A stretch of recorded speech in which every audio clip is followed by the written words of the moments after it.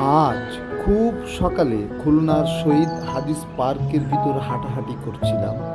এখানে বেশ কিছু গাছপালা আছে, তার মধ্যে হঠাৎ করে এই গাছটা আমার নজরে এলো। শীতে যেখানে সমস্ত গাছগুলো বিবর্ণ ফ্যাকাশে হয়ে গেছে, সেখানে এই গাছটা কেন এত সুন্দর পত্র পল্লবে সুসজ্জিত। আমি এখানকার মালি চাচাকে জিজ্ঞাসা করলাম এই গাছটার নাম কি। উনি বললেন এটা সুগন্ধি ঝাউ গাছ।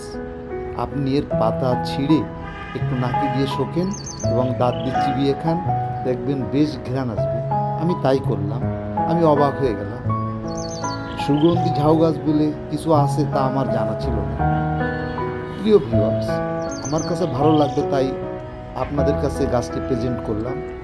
আপনারা যদি এর আগে দেখে থাকেন তো ভালো, না দেখলে একদিন হাদিস পার্কে এসে দেখে যাবেন। ভালো থাকুন, সুস্থ থাকুন। খোদা হাফেজ।